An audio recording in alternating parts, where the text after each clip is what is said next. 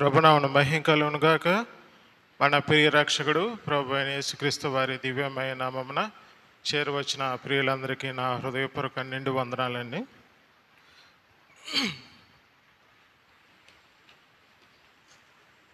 ప్రార్థించి నిరీక్షించిన రీతిగా దేవుడు తన మహాకృపచేత మరి యొక్క విశ్రాంతి దినం, ప్రభుదినం, పునరుద్ధాన దినాన్ని మనకు అనుగ్రహించి ఆయన సన్నిధానంలో నిలిచి ఆయన్ని ఆరాధించే భాగ్యాన్ని మనకు అనుగ్రహించిన దేవునికి కృతజ్ఞతాస్తుతులు చెల్లించబద్దులమై ఉన్నాం. తిరిగి మనం ఆయన యొక్క మాట వినడానికి దేవుడు మనల్ని ఆసక్తితో నడిపించాడు గనుక మన వాక్యసార్థం పరిశుద్ధ లేఖన గ్రంథం నుంచి ప్రకటన గ్రంథం గత వర్తమానాలకి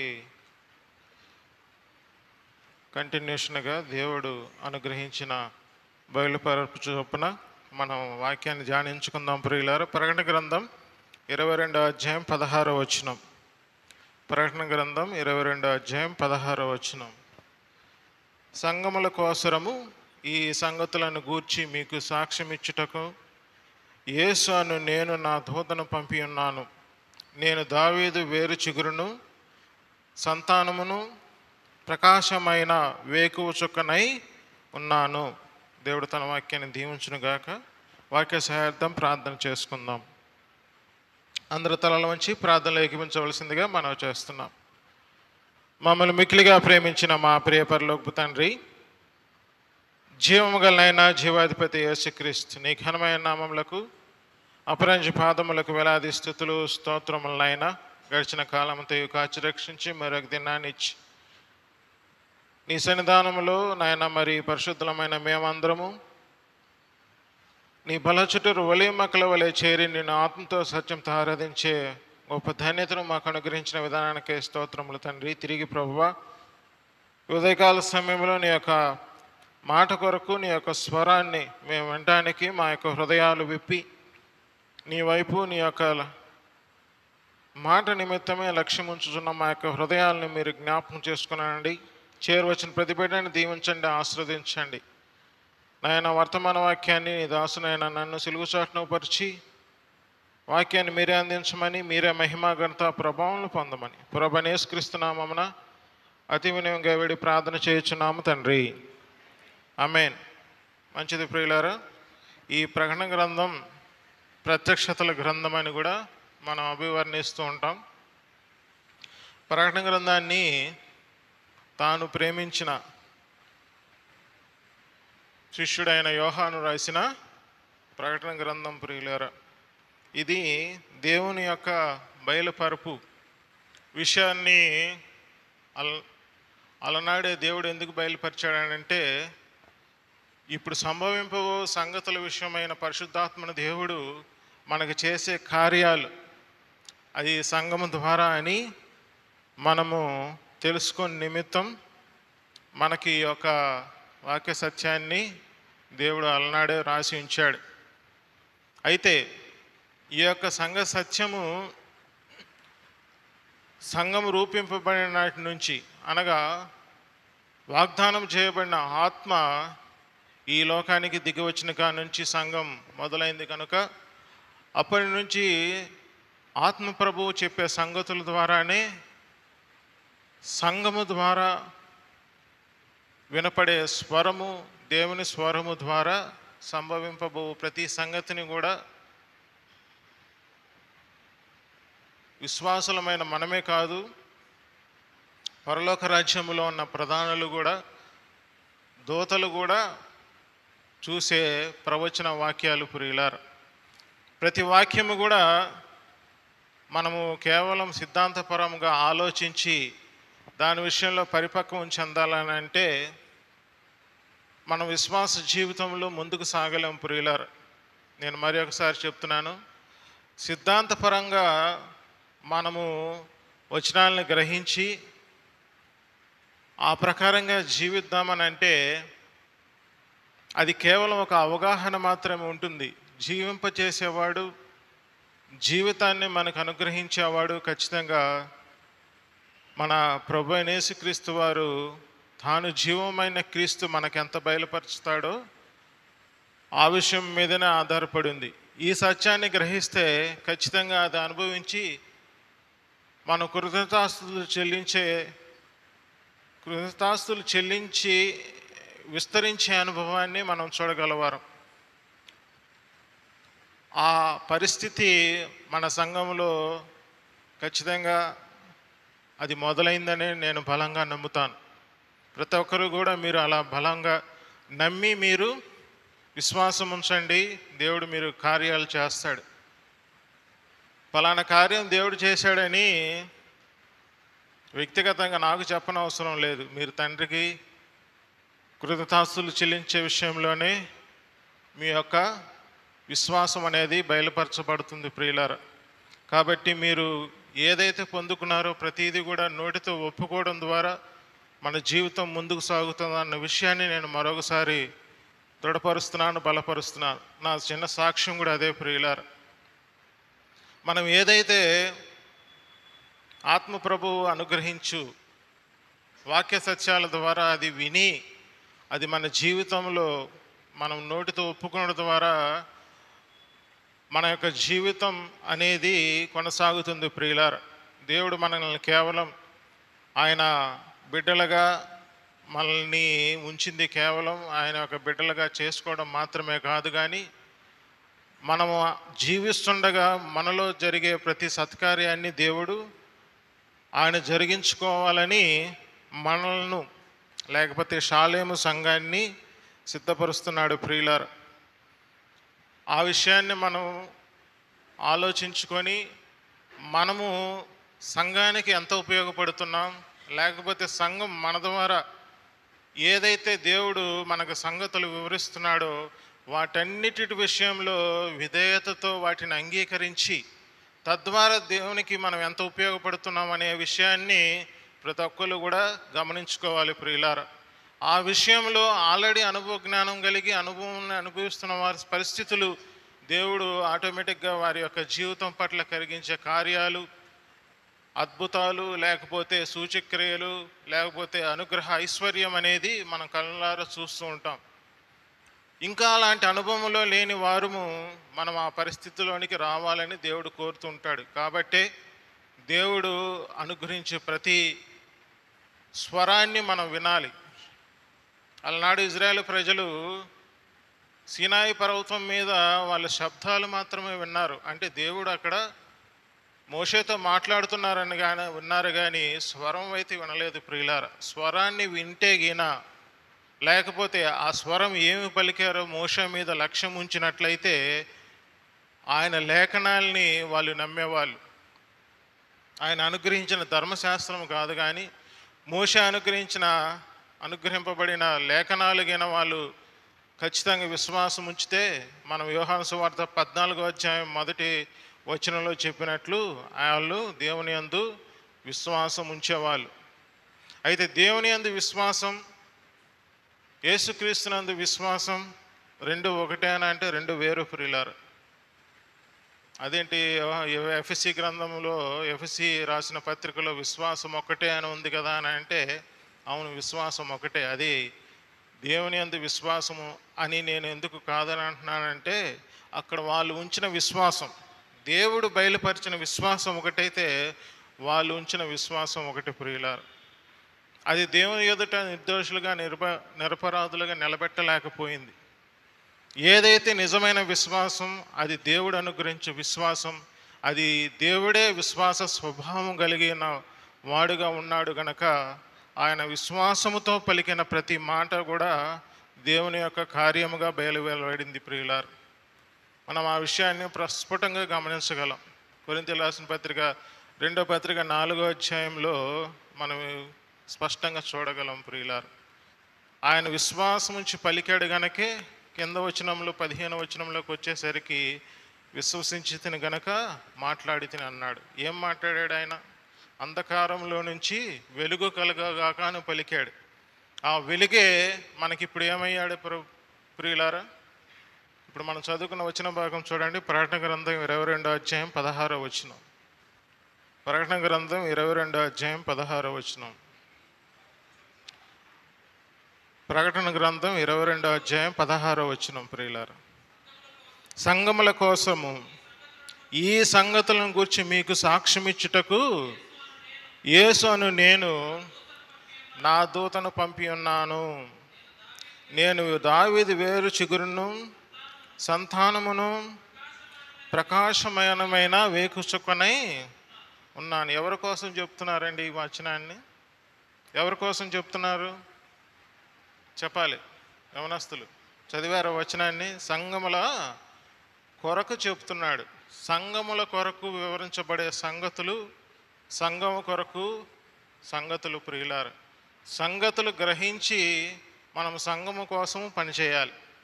ఇదే నేటి వర్తమానం. మనము సంఘముల కొరకు దేవుడు అనుగ్రహించు వర్తమానాన్ని మనం గ్రహించి సంఘము కొరకు పనిచేయాలి.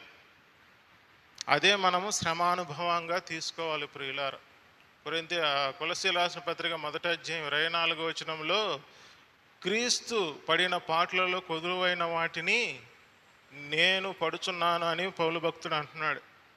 మనం ఇది వర్తమానం పాతదే, కానీ మనం ఈ సంవత్సరం అంతా మొదటి ఆరంభ దినంలో నేను అందించిన వర్తమానం ఎంతవరకు జ్ఞాపకం ఉందో నాకైతే తెలీదు. మనము దేవుని వెలుగై ఉన్నాం. ఆ వెలుగులో మనం ప్రకాశిస్తూ ఆయన చేతి పని అయి ఉన్నామని చెప్పాం. సత్యమైన వెలుగును మనం ఎంతగా విధేయత చూపిస్తామో దేవుడు అంతగా వాడుకుంటాడు. ప్రియులారా, మరి ఈ సంవత్సరం మీరు ఎంతగా వాడబడ్డారో మిమ్మల్ని మీరే పరీక్షించుకోనండి.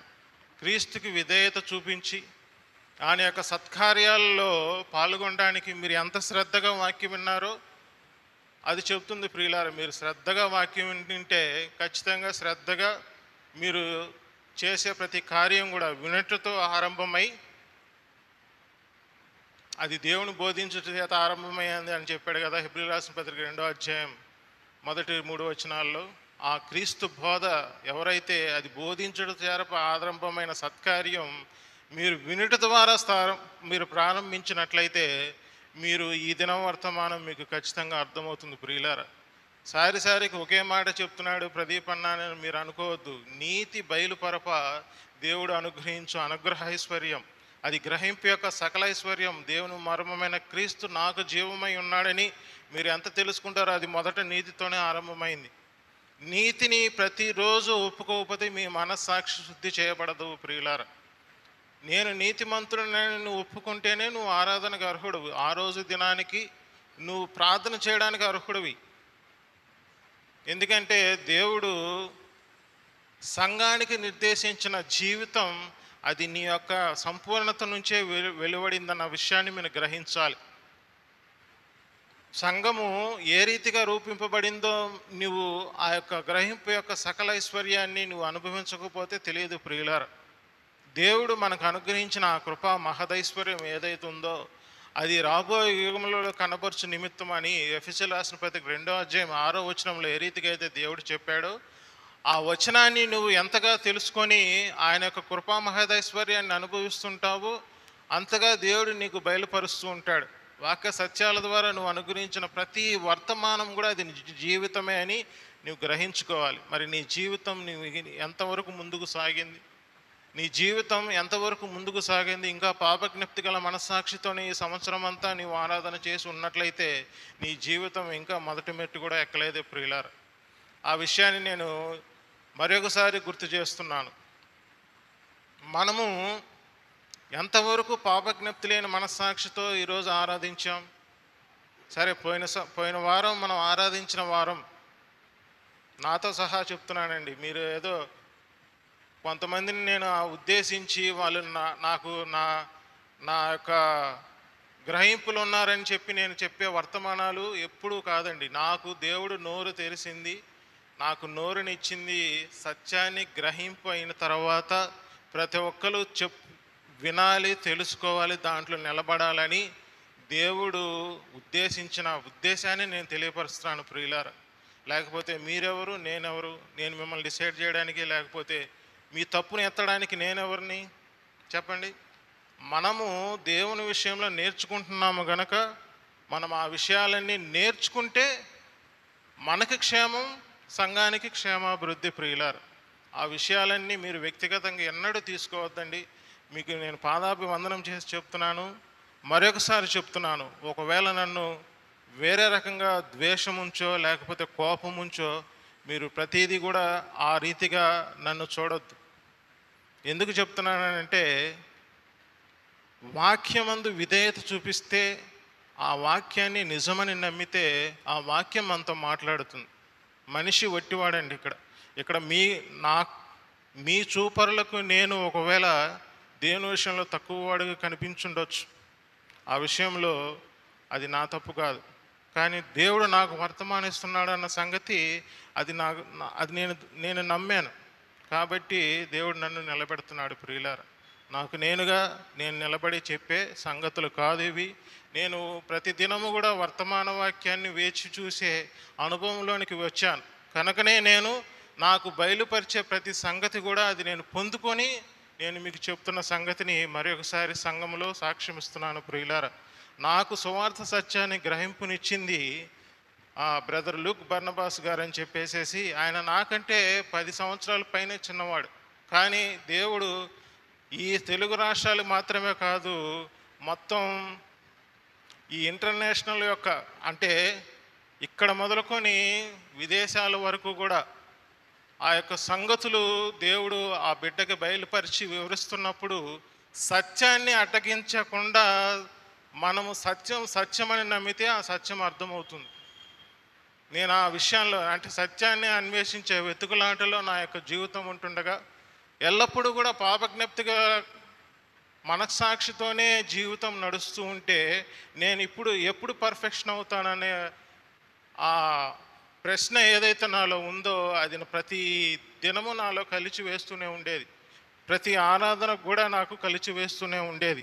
నాకు కూడా సత్యం గ్రహింపు రాని ప్రతి సంవత్సరం కావచ్చు, ప్రతి ఆదివారం నేను ఆరాధనకి అక్కడ చేరి వస్తుండగా నేను అనుభవించిన ఆ పరిస్థితి ప్రతి ఒక్కరికి కలగకూడదని నేను సాక్ష్యం ఇస్తూ నా జీవితాన్ని దేవుని నోటి ద్వారా వినిపింప చేసే భాగ్యాన్ని దేవుడు నాకు ఇచ్చాడు. ప్రియులారు, నేను ధైర్యంగా నిలబడి సాక్ష్యం ఇస్తున్నానంటే నేనేదో గొప్పవాడిని అని కాదు. ప్రియులారు, దేవుడు మనము నిజముగా ఆయన పని నిజమని నమ్మి ఆయన మనం ఎంత హత్తుకుంటామో దేవుడు మన ఎడల అంత బయలుపరుస్తాడు. దేవుడు మనల్ని అలా నిలుపుతాడు. ప్రియులారా, మీరు అనుకుంటున్నారు మనముగా నిలబడి వాక్యాలు చెబితే అది స్వనీతి అవుతుంది, దాని ద్వారా ఆత్మ ఫలింపు ఉండదు, వర్తమానం రాదు. ప్రియులారా, వర్తమానం రావడం కోసం మనం పదాలు వెతుకుతున్నామని అంటే అది నీకు నువ్వుగా నిలబడి చెప్తున్న పదాలే. లేకపోతే ఒక వ్యక్తి ఒక వచనాన్ని చెప్పినప్పుడు దానికి రిటాలేషన్గా మనం పదాలు వెతుకుతున్నామంటే అది వర్తమాన వాక్యం కాదు. ప్రియులారా, కాబట్టి తెలుసుకోవాల్సిన సంగతులు చాలా ఉన్నాయి.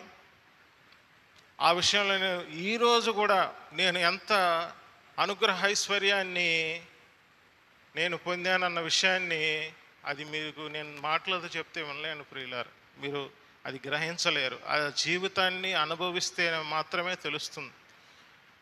పాపజ్ఞప్తి లేని మనస్సాక్షి మనలో కలిగిన నాడే నూతన జీవం మనకు ఆరంభం అవుతుంది. ఆ సంగతిని పట్ల మన సంఘములో కూడా కార్యాన్ని జరిగినందుకు నేను ఈ దినం ఎంతగానో స్తుతిస్తున్నాను. ఆ విషయాన్ని నేను చెప్పలేను, కానీ చెప్పే కాలం ఒకరోజు వస్తుంది. దానికి అనుగుణంగా అందరూ మార్చబడాలని దేవుని అభిష్టమై ఉంది. ప్రియులారా, కాబట్టి దేవుడు మనకి దూతగా ఉంచింది ఎవరిని గెస్ చేయగలరా?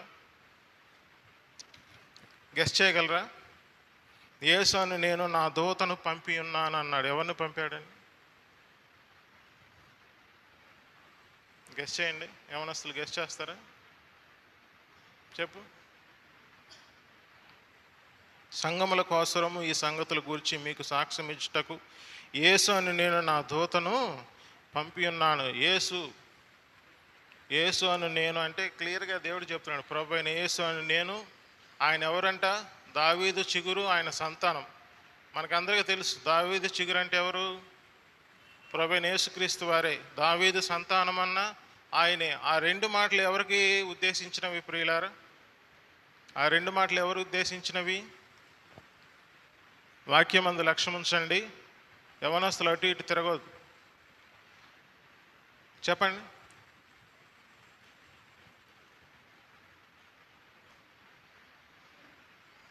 మనం ఇప్పుడు వాక్యాన్ని వింటున్నామంటే ఎవరి ద్వారా వింటున్నాం? ఈరోజు నేను నిలబడ్డాను కాబట్టి ప్రతి ద్వారా వింటున్నామా? లేకపోతే నిన్న ఒక వ్యక్తి నిలబడ్డాడు కాబట్టి ఆయన ద్వారా వింటున్నామా? లేకపోతే మొన్న ఇంకొక వ్యక్తి నిలబడ్డాడు కాబట్టి ఆయన ద్వారా వింటున్నామా? లేకపోతే ఉదయకాలంలో ఉదయాన్నే మీరు తెరవగానే పాపం మీరు కొన్ని వాక్యాల మీద మీరు లక్ష్యం ఉంచి మీ యొక్క జీవితాన్ని నడిపిస్తుంటారు. ఆయన నిలబెడితే చెప్పిన వాక్యం అని అంటామా? దూతలు ఎవరు? పరిశుద్ధాత్మ దేవుడు. Very good. దేవుడు ప్రభుకు స్తోత్రం ప్రియులారా. ఆ పరిశుద్ధాత్మ మీలో నుంచి ఆ మాట రావడం కోసమే నేను ఇన్ని మాటలు చెప్తున్నాను. మీరు చెప్తేనే మీకు గ్రహింపు అవుతుంది ప్రియులారా. ఆ దూత ఎవరో కాదు, పరిశుద్ధాత్మ దేవుడు. ఆయన ఎందుకు వచ్చాడు? మనకు 16వ అధ్యాయం తెలుసు ప్రియులారా, వచనాల జోలికి నేను వెళ్ళను. ఆయన మొదట నీతిని అందించడానికి వచ్చాడు. మరలా నీతిమంతుడి గురించే, నీతిని గురించే చెప్తున్నాను. మీరు ఎన్నిసార్లు చెప్పినా నాలో నుంచి అదే వస్తుంది ప్రియులారా, దుర్నీతి అయితే రాదు. అభిషేకం అనేది నీతిని అనుసరించే నడుస్తుంటుంది. నువ్వు నీతిమంతుడు అని ఈరోజు కూడా నీకు నేను చెప్తున్నాను. విశ్వాసం వచ్చిన ప్రతి వాళ్ళు కూడా నశింపక నిత్య జీవం పొందాలంటే నువ్వు మొదట నీతిమంతుడు అని నమ్మాలి. నేను అనీతిమంతుడు అంటే నీతో ఆయనకు పాలు లేదు ప్రియులారా. అంటే నువ్వు ఆయన రక్తంలో, ఆయన శరీరంలో పాలు పంపులు పొందావంటేనే నువ్వు నీతిమంతుడు అని. అలా అని చెప్పేసి నీతిమంతులు నేను కాదని అనడానికి నిన్ను నువ్వు తీర్పు తీర్చుకుంటే అది ప్రయోజనం ఏమి లేదు ప్రియులారా. నీతిమంతుడిగా తీర్చింది దేవుడే. రోమీయులకు రాసిన పత్రిక 8వ అధ్యాయం 33వ వచనం. నీవు ఉంచిన విశ్వాసం నీకు సరిగా అర్థం కాకపోవడం వల్ల, నేను అదే చెప్తున్నాను. యోహాను సువార్త 14వ అధ్యాయం మొదటి వచనం ఎవరికి అర్థం కాలే. అలనాడు ఇజ్రాయెల్ ప్రజలకు అర్థం కాలేదు కాబట్టి వాళ్ళు ఇంకా భక్తిహీనతలో ఉండిపోయారు. దేవుడు భక్తిహీనతను మనం తీసివేసి భక్తి జీవితాన్ని ఆరంభించిన దేవుడు మనకి. కాబట్టి మనం ఎంత శ్రేష్ఠులం అంటే ఎఫెసీయులకు రాసిన పత్రిక 3వ అధ్యాయం మనకు చెబుతుంది. మన ద్వారా వారికి రేపు రాజ్య సువార్త మన ద్వారా, ఈ రక్షణ సువార్త ద్వారానే నింపింపబడుతుంది ప్రియులార. మన రక్షణ సువార్తే రేపు వారికి రాజ్య సువార్త కాబోతుంది. మనం దేని కొరకు జీవితం అని అంటే ఆ రాజ్యాన్ని స్వతంత్రించుకోవడానికి. ఆ విషయాలన్నీ మనం ఎప్పుడు తెలుస్తున్నాయి? మనకి ఆత్మప్రభువు బయలుపరిచినప్పుడే ప్రియులార. కాబట్టి ఆ దూత ఎవరైతే ఉన్నారో ఆయన యోహాను సువార్త 7వ అధ్యాయం 39వ వచనం, ఆ వచనం భాగం ఒకసారి చదువుకుందాం. చదవండి అన్న. యోహాను సువార్త 7వ అధ్యాయం 39వ వచనం.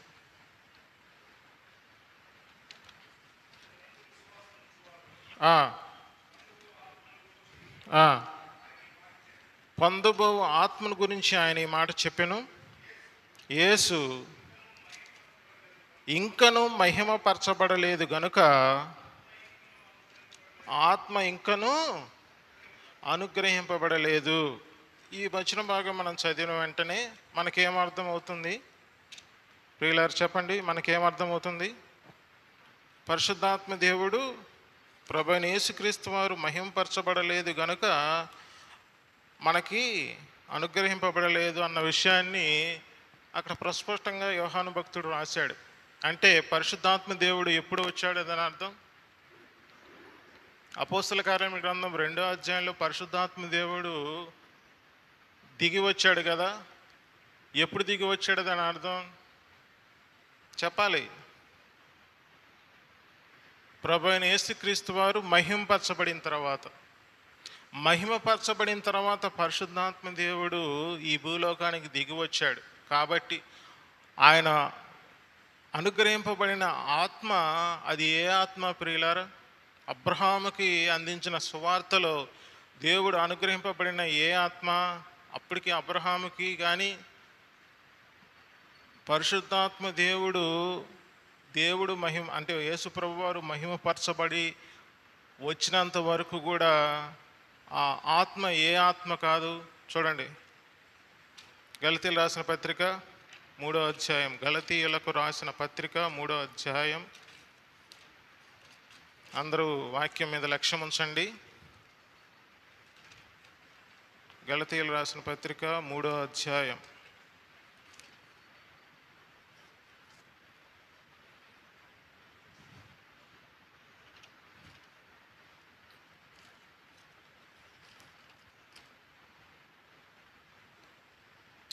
పదమూడు 14 వచనాలు చదవన్నాను.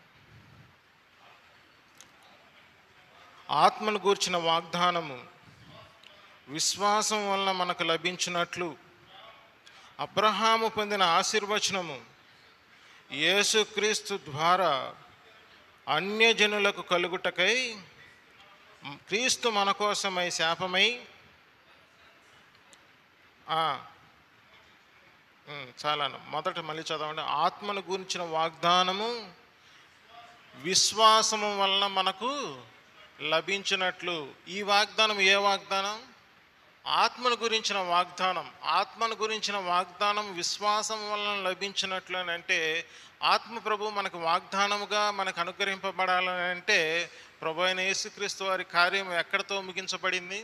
ఆయన మహింపరచడంతో ముగించబడింది. ప్రియులారా, నేను చెప్పే సంగతులన్నీ మీరు సీక్వెన్స్ ప్రకారంగా మీరు ఆలోచిస్తే ఈరోజు నీతిమంతుడు అని చెప్తాను, కానీ ఆ నీతి తర్వాత అనుగ్రహింపబడిన బయలుపరుపు జీవితాన్ని నేను ఆ రోజు ఒక వచనంగా చెప్పి ఉంటాను.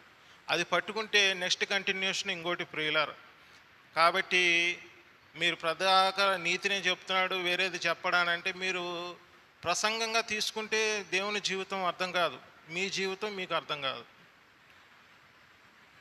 దేవుడు వర్తమాన వాక్యాన్ని మన యందు ఉంచుతున్నాడని అంటే, ఒక వచనాన్ని నువ్వు వాగ్దానంగా తీసుకొని ఆ జీవితం పట్ల దేవుడు నాకు ఈరోజు ఏ విషయాన్ని ఒక చిన్న బిట్టే నేర్పుతాడు దేవుడు. అది నీకొకటి చెప్తాడు, ఇంకొకరికి చెప్తారు. అది నువ్వు పట్టుకుంటే అది నీ జీవితం. ఈరోజు నాకు నువ్వు వాగ్దానం కోసం కనిపెడితే నీకు వాగ్దానాన్ని ఇస్తాడు. వాళ్ళు దేవుని స్తుతిస్తారు, మరి ముందు సాగుతారు. లేకపోతే ఇంకా ముందుకు సాగరనే విషయాన్ని మనలో నెరవేర్చబడుతూ ఉంటుంది. ప్రియులారా, మనము వాగ్దానంగా ఏదైనా ఒక వాక్యాన్ని పట్టుకుంటే మరి ఒక వచనాన్ని దేవుడు వాగ్దానాన్ని అనుగ్రహిస్తాడు. తద్వారా వర్తమాన వాక్యం అంటే నేను చెప్పేదని కాదు, సంఘానికి బయలుపరిచే వర్తమాన వాక్యం. ఈ దినము ఇది వర్తమాన వాక్యం. నేను ఎందుకు అంటున్నానంటే, మీరు సంఘంగా కూడి వచ్చి సంఘంలో బయలుపరిచే సంగతులు అది వర్తమాన వాక్యం.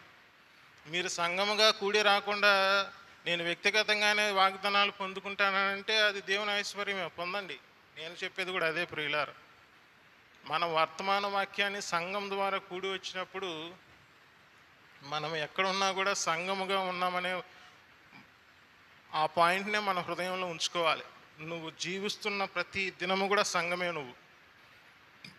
నువ్వు బజార్లో వెళ్తున్నా సంఘమే, నువ్వు ఉద్యోగం చేస్తున్నా సంఘమే, నువ్వు ఇంకొకరితో గొడవడుతున్నా సంఘమే, నువ్వు పాపం చేస్తున్నా సంఘమే. కానీ నువ్వు పాపం చేస్తున్నావు అని అంటే సంఘముగా ఉన్నానన్న గ్రహింపు నీకు లేకపోవడం ద్వారా కలిగే పరిస్థితి. ప్రియులారా, నువ్వు వాగ్దానాల కోసం కనిపెడితే మనం పాపం చేయమండి. అదే నేను చెప్తుంది. నేను పాపం చేసే వాళ్ళని పాయింట్అవుట్ చేయడం కోసం చెప్పట్లేదు. మనం పాపం చేయకుండా ఎలా కలుగుతుందో జీవితం చెప్తున్నాం. ప్రియులారా, మనం పాపం చేయకుండా పాపజ్ఞప్తి లేని మనస్సాక్షి మనల్ని ఎందుకు వస్తుంది? మనం చేసే ప్రతి పనిని కూడా పాపం అంటేనే కేవలం ఆ 2 విషయాలు తీసుకోబాకండి. మనకి పాపం అంటే ఆ 2 విషయాలు తీసుకుంటే మనకి పాపం అంటే ఏంటో తెలియకుండా పోతుంది. దేవుడు అలనాడు ఆదిమ దంపతులు చేసిన పాపం ఏ పాపం అండి చెప్పండి? దేవుని మాట వినకపోవడమే పాపం. దేవుని యందు విశ్వాసం ఉంచకపోవడమే పాపం అంటున్నాడు. ప్రియులారు, కాబట్టి దేవుడు వాగ్దానం చేయబడిన ఆత్మ చేత మనల్ని ముద్రించాడు. ఎఫెసీయులకు రాసిన పత్రిక 1వ అధ్యాయం మనం 13వ వచనంలో కూడా అది మనకు స్పష్టంగా కనబడుతుంది. కాబట్టి అలనాడు పేతురు రాసిన 2వ పత్రిక 1వ అధ్యాయం లాస్ట్ వచనంలో కావచ్చు, ప్రవక్తలకి దేవుడు ఆత్మ ద్వారానే బయలుపరిచాడు. పరిశుద్ధాత్మ దేవుడు నాలోంచి తీసివేయకుమని దావీదు ప్రార్థన చేశాడంటే ఆయన ఆత్మ కలిగి లేడా? సౌలుని అభిషేకించినప్పుడు దురాత్మ వచ్చిందంటే అంతకుముందు ఏ ఆత్మ ఉన్నట్లు చెప్పాలి? అర్థమవుతుంది నేను చెప్పేది. మరి పరిశుద్ధాత్మ దేవుడు మన దావీదుకి అభిషేకించినప్పుడు ఆయన యందు నిలిచిన ఆత్మ ఏంటి? పరిశుద్ధాత్మ దేవుడే. కానీ వాగ్దానం చేయబడిన ఆత్మ కాదు ప్రియులారు. ఆ విషయాన్ని గమనించాలి. సంఘానికి విశ్వాసం వెల్లడైన తర్వాత ఏదైతే దేవుడు మనకు అనుగ్రహించాడో ఆ ఆత్మే మనకి వాగ్దానం చేయబడిన ఆత్మ. అది ముద్రింపబడిన ఆత్మ ప్రియులారు. ఆ ముద్రింపబడిన ఆత్మను కలిగిన వారము కనుక మనం ఎలాగ ఉండాలి? మన హృదయాలలో ఆ వేకు చుక్క వెలుగు ప్రకాశించినంత వరకు కూడా మనం ప్రకాశమానముగా ఉండాలి. ఆ వచ్చిన భావం ఏంటంటే ఇజ్రాయేలు ఇప్పుడు ఆయన నీతి సూర్యుడిగా మలాకి గ్రంథంలో నీతి సూర్యుడిగా అభివర్ణింపబడ్డాడంటే వారికి నీతి సూర్యుడిగా వస్తున్నాడు, మనకు వేకు చుక్కగా వస్తున్నాడు. దాని అర్థం ఏంటి? సంఘము ఎప్పుడు ర్యాప్చర్ అవుతుంది చెప్పాలి. సంఘం ఎప్పుడు ర్యాప్చర్ అవుతుందంటే వేకు చుక్కగా వస్తాడనంటే దాని అర్థం మీరే అర్థం చేసుకోండి. కాబట్టి దేవుడు వేకు చుక్కగా ప్రభువైన యేసుక్రీస్తు వారు సంఘము కోసం వస్తున్నారు. నీతి సూర్యుడిగా ఎవరి కోసం వస్తాడండి? అదే ప్రభు దినం ప్రియులారా. ఆ ప్రభు దినమందు ఆ 1000 రాజ్య పరిపాలన కోసం వస్తాడు. అంతకుముందు ఆ 7 సంవత్సరాల్లోనే మరలా శేషించబడిన ఇజ్రాయేలు ప్రజలు రక్షింపబడతారు. మన టాపిక్ అది కాదు కనుక నేను దాని గురించి చెప్పట్లేదు. మనలో ప్రకాశనమైన వేకు చుక్క మన హృదయాల్లో ప్రకాశించాలనంటే మనం ఏం చేయాలంటే ఆ కృపను దుర్వినియోగం చేసుకొనకూడదు. ఏదైతే దేవుడు మనకి వాగ్దానం చేయబడిన ఆత్మ, అది ముద్రింపబడిన ఆత్మ, అది మనలోనే ఉంటుంది. కానీ సంచారం చేసే పరిస్థితి ఎప్పుడు వస్తుందంటే మనం వాక్యం విని దాని ప్రకారం ప్రవర్తిస్తున్నప్పుడు ప్రియులారు. మనం ఆ రీతిగా ప్రవర్తించట్లేదని అంటే మనం నీతిని ఎలా జరిగిస్తున్నట్లు? రోమీయులకు రాసిన పత్రిక 1వ అధ్యాయం 16-17 వచనాల్లో దేవుడు మనకు అనుగ్రహించిన విశ్వాసం అది సువార్త మూలంగా మనకు ఆరంభించబడింది. ఆ సువార్త ద్వారా దేవుని నీతి బయలుపరుస్తుండగా దానిలోంచి అనుగ్రహింపబడే దేవుని శక్తిని మనం అనుభవించాలంటే, ఆశ్రయించాలంటే మనకు కావాల్సింది పరిశుద్ధాత్మ యొక్క మాట వినాలి ప్రియులారు. అలనాడు వాళ్ళు వినలేదు కాబట్టే వాళ్ళ అవిధేయతకు దారి తీసింది ప్రియులారు. మనల్ని మనం వింటున్నా కానీ మనం దాన్ని విశ్వాసం ఉంచట్లేదని అంటే అది భ్రష్టాత్వానికి దారితీస్తుంది. దానినే దుర్నీతి అంటున్నాడు. దుర్నీతి పరిస్థితి మన హృదయాల్లోనూ మన జీవితాల్లోనూ కలగజేసుకోనకూడదు.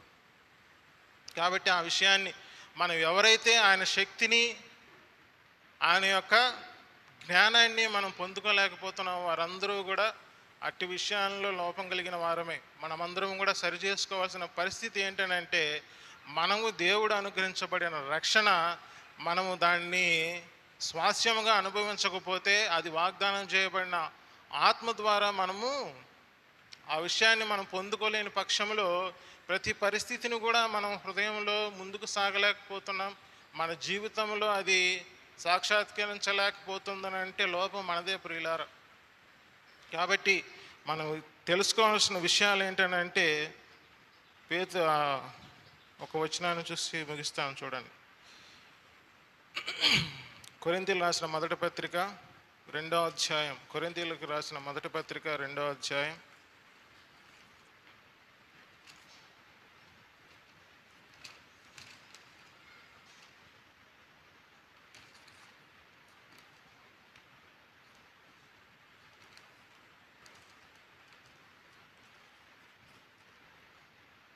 20 నుంచి చదువుకుందాం.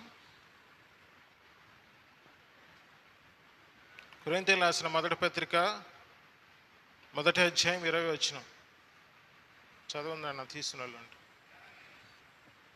జ్ఞాని ఏమయ్యను,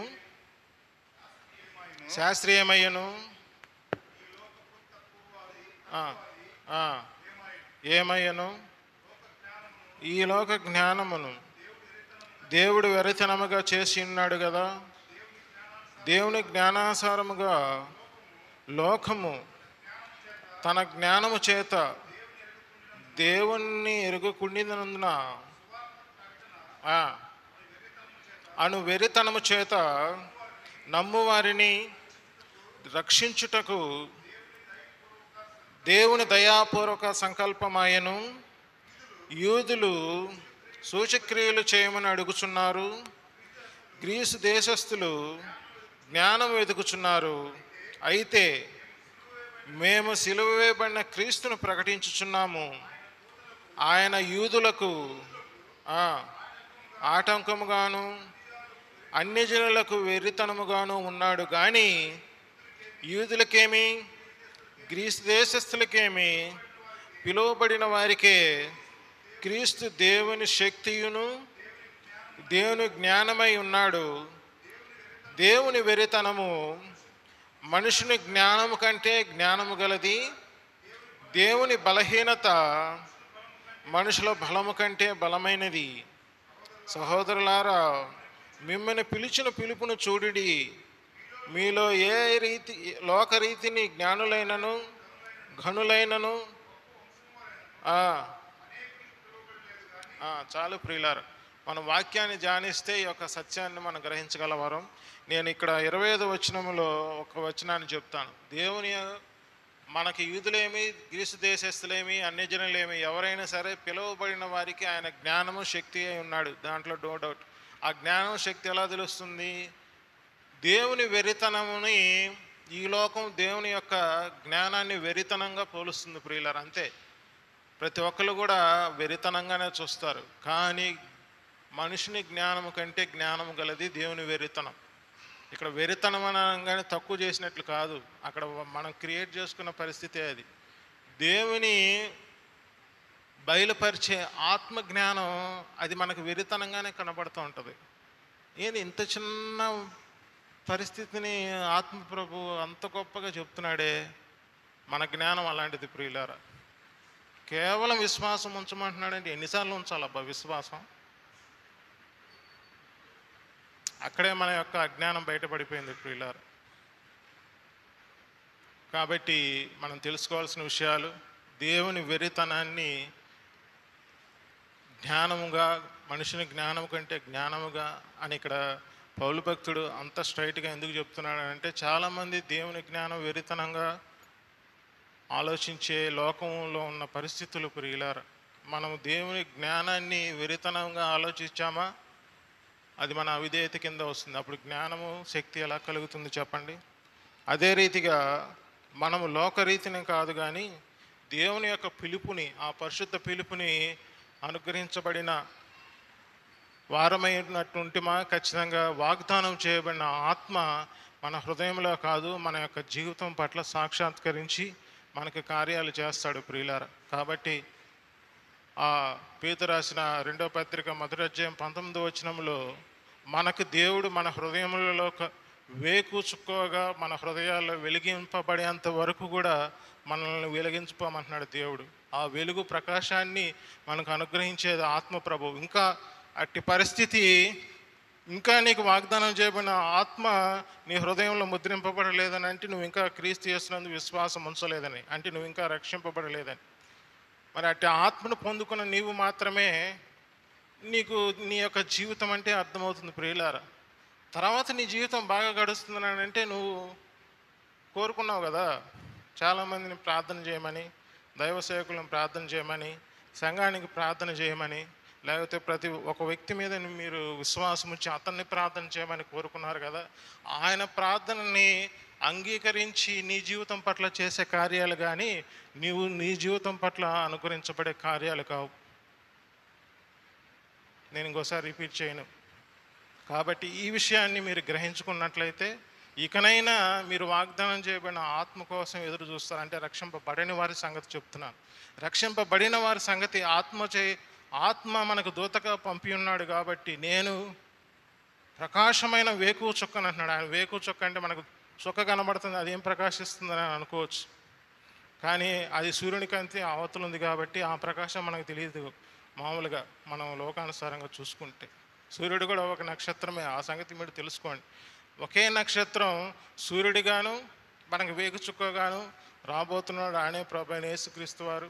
ఆ సువార్త ప్రకాశం మన హృదయాల్లో వెలిగిస్తున్నంత సేపు కూడా మనం వెలుగుగానే నిలుస్తాం ప్రియులా. మన యొక్క సత్కార్యాలు ఖచ్చితంగా దేవుని పట్ల అవి కార్యరూపం దాలుస్తాయి, దేవుడు మహింపరచబడతాడు. అలా మహింపరచబడట్లేదని అంటే మనం వాగ్దానం చేయబడిన ఆత్మని మనం ఫాలో అవ్వట్లేదు. కాబట్టి ఆ విషయాన్ని మనం జ్ఞాపకం ఉంచుకొని మన హృదయాల్లో దేవుడు ఎంత ప్రకాశించే పరిస్థితులు దేవుడు మనకు కల్పిస్తున్నా వాటిని మనం తృణీకరించామనంటే మనం ఎవరిని నమ్మట్లేదని.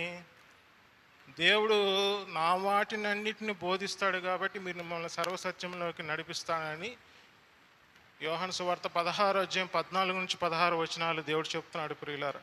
కాబట్టి అటు విషయాన్ని మనం జ్ఞాపకం ఉంచుకుందాం.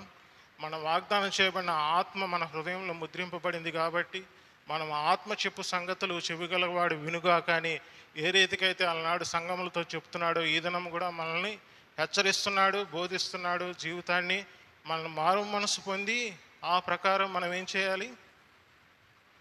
మన టార్గెట్ ఏంటి ప్రియులారా? క్రీస్తు ఎదుట ప్రదానం చేయబడిన వధువు సంఘముగా మనం పరిశుద్ధ అలంకారం ధరించుకొని సంతోషంతో నిలబడతామా, లేకపోతే ఎలా నిలబడతాం ప్రియులారా? సంతోషంగా నిలబడడానికే మనల్ని పరిపూర్ణలు చేస్తున్నాడు. ఆ కొలొస్సీయుల రాసిన పత్రిక 2 అధ్యాయం 9 ప్రకారం క్రీస్తు సర్వ పరిపూర్ణత క్రీస్తు శరీరముగా రూపొందిస్తూ పడుతుంది. కాబట్టి శరీరాన్ని మనం గణపరిస్తే, అంటే సంఘాన్ని మనం గణపరిస్తే మన జీవితం గణపరచబడుతుంది ప్రియులారా. కాకుండా మనం వేరే రకంగా ఆలోచించినట్లయితే అది దుర్నీతి అని దేవుడు చెప్తున్నాడు ప్రియులారా. కాబట్టి నీతిమంతులమైన మనము నీతి కొరకు వెతుకులాటలో మన యొక్క జీవితం ఆధారపడి ఉంది. మనము సర్వ పరిపూర్ణత క్రీస్తులో మనల్ని సంపూర్ణంగా చేయడానికి దేవుడు నిలబెడుతున్నాడు. కాబట్టి అట్టి స్థితిలో మన సంఘమంతయు ఆత్మీయత స్థితిలోకి వచ్చి ఆత్మపూర్ణులుగా ఆత్మ ద్వారా మనం నడిపింపబడడానికి మనమందరం సంసిద్ధులం అవుదాం. దేవుడు తన వాక్యాన్ని దీవించును గాక.